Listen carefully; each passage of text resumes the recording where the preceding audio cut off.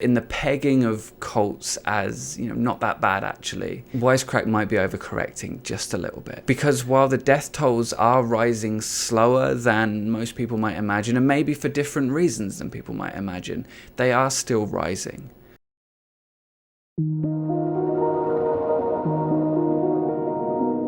Wisecrack recently released a video called "Why is everything a cult now?" and overall it's not a bad video. It's fairly well put together, as Wisecrack videos usually are. They covered most of the important points. As expected, their definition of the word cult kind of left something to be desired, but you can't have everything. Still, there's one thing that stood out to me that I really need to weigh in on, and that is Wisecrack saying that most cults are functionally pretty harmless. But what's thriving even more? Scary media about cults, which makes them a bigger boogeyman than they probably are by invoking newer tragedies like the Heaven's Gate mass suicide.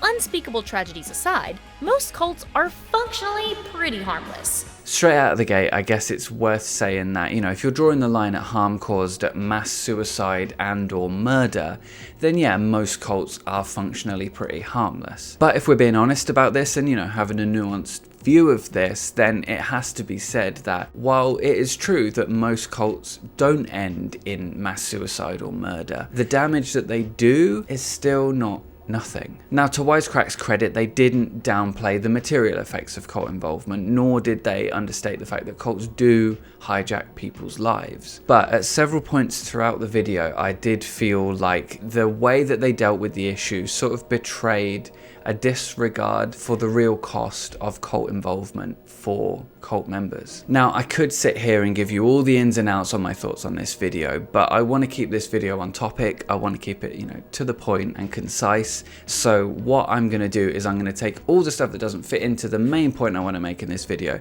and put it in the audio companion to this video over on my Patreon. So if that sounds like something you're interested in, then consider checking out my Patreon. The link is in the description, and it's also going to be on the card at the end of this video.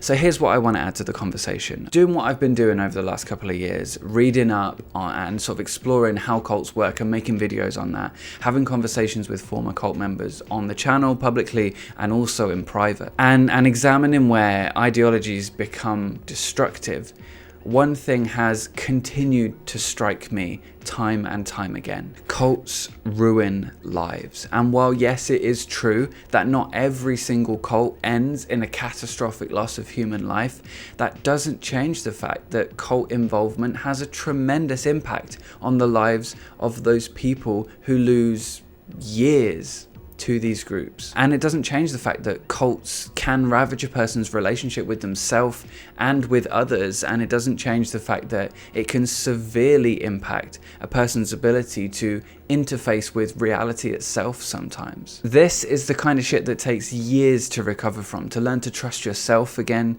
to learn to trust other people again. The psychological toll of cult involvement is too often immense, and that is not functionally harmless in my view. I see that in myself, and I think that that's at least partly because of the emphasis on psychology that the group that I was involved with had. And I wasn't locked in a compound. I didn't have my skin branded. I didn't have stories of Armageddon told to me as a child, And I know it's important not to compare experiences like this. That doesn't really help anybody. But what I know is if I'm struggling with this, then I know other people are struggling too, and especially those people who have been through experiences like what I just described. And while I did enjoy Wisecrack's video overall, I think they did a relatively good job of exploring the history of cults in America, I have to say that I found their dismissal of this reality of cult involvement to be kind of insensitive. I think it's fairly easy on paper to say, well,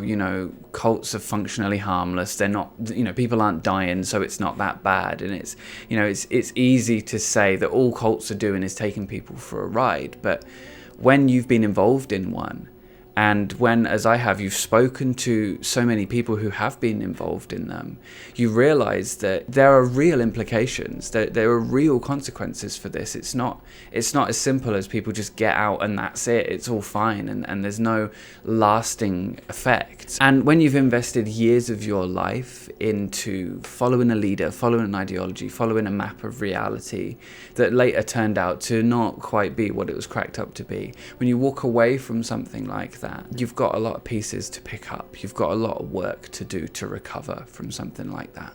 Speaking of, as part of me trying to help with that recovery, I've been running a campaign over on my Instagram called 20 Days of Integrity. The idea is 20 days, 20 insights from survivors of cults and toxic online culture, speaking about integrity and independence of mind. The intention is to provide, at the very least, food for thought for people struggling with thinking for themselves and standing by themselves, having been through something like a destructive cult or a destructive online community. So yeah, make sure you follow me on Insta for 20 Days of Integrity. So there's points in the Wisecrack video where they sort of say that the media has sensationalized cults and made them out to seem worse than they are.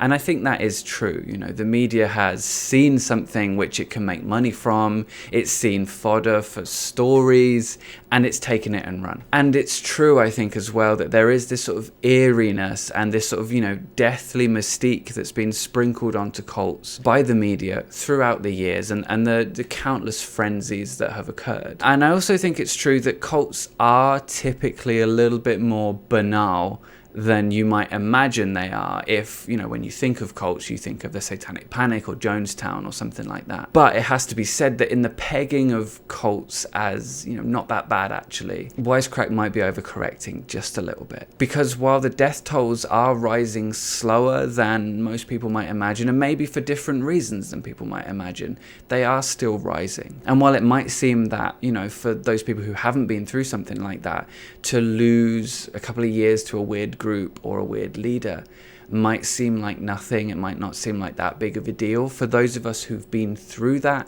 it is kind of a big deal. And, you know, I've got to say that I think cults becoming more talked about is kind of a double-edged blade. Like, I think it's a good thing that sort of awareness is being raised about this and that people are talking about this kind of a thing. But unfortunately, I think that also means capitalism is finding new ways to make money off of this thing. And the inevitable caricature of cults in the media doesn't help either, I don't think. In fact, I think it means that cults are becoming sanitized in just the same way as they've been sensationalized over the years. Even more so than before, I think cults have become this sort of weird curiosity for people to sort of gawk at and moralize over. A version of what a cult is, a version of it which is most financially expedient, most financially lucrative, is coming to exist, I think, in our sort of public consciousness. And meanwhile, there are real people still recovering from the real effects of cults,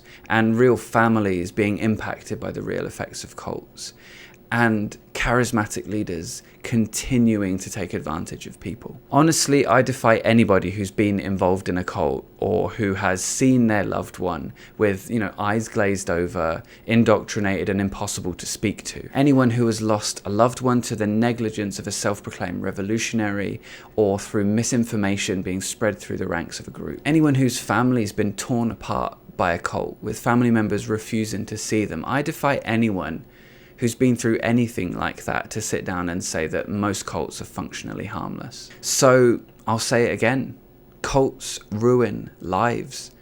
They should be taken seriously. And we will be seeing a lot more of them going forward, I think, not just because capitalists have found money-making potential in them, but also because, you know, we live in an extreme era, one of polarizing discourse where cults are thriving, quite honestly, and one where charismatic leaders have more ways than ever before to influence people and to get into their heads.